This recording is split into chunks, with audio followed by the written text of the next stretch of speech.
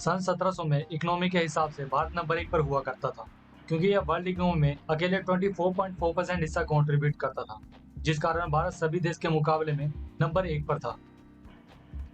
अगर उस समय सभी यूरोपियन देश की इकोनॉमी को अगर एक साथ मिला देते तो भी वह भारत की इकोनॉमी का मुकाबला नहीं कर सकते।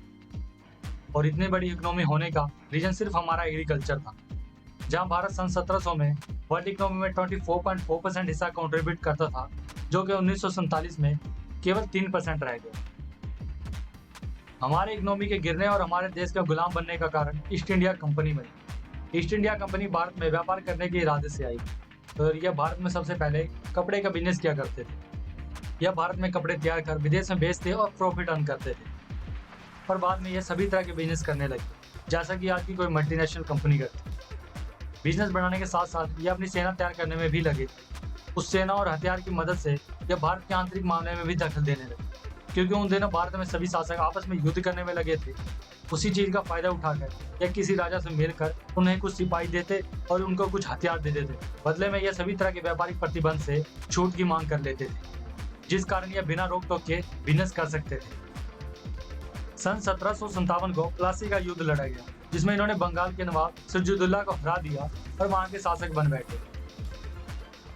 साथ ही उनके द्वारा जमा किए गए सारे खजाने को इन्होंने ब्रिटिश सरकार को सौंप दिया। इसी तरह वे अपनी सेना और हथियार की मदद से आसपास के सभी राज्यों पर रूल करने लगे। सन 1765 के बाद ईस्ट इंडिया कंपनी ने टैक्स लगाना शुरू कर दिया और यहीं से शुरुआत हुई हमारे इकोनॉमी के गिरने की। यह टैक्स व्यापारियों के साथ साथ आम लोगों के ऊपर भी लगाया गया। जिस एग्रीकल्चर की वजह से हमारा देश इकोनॉमी में सबसे आगे था, उसके ऊपर भी टैक्स लगाया गया।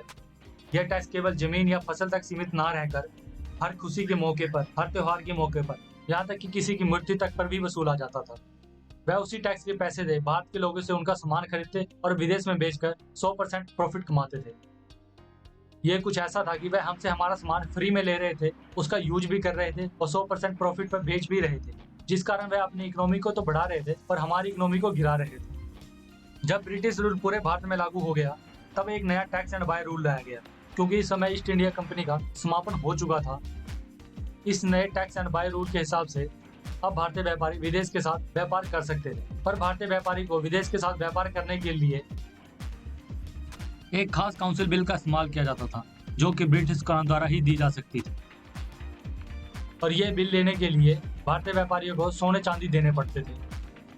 जब यह बिल उन्हें मिल जाता, वह ब्रिटिश सरकार को दिखाकर वह उस सोने चांदी के मूल्य को कैश में यानी रुपए में ले लेते थे।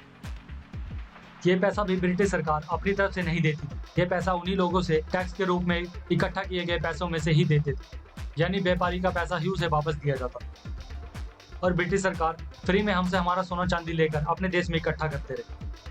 इकोनॉमिस्ट उत्सव पटनायक जी ने इस बात पर रिसर्च किया कि ब्रिटिश भारत से कितनी रुपए की संपत्ति लूट कर लेकर गए, और उन्होंने अपनी रिपोर्ट में यह लिखा कि सन 1765 से 1938 तक ब्रिटिश ने भारत से लगभग 45 ट्रिलियन डॉलर की संपत्ति लूट कर लेकर गए।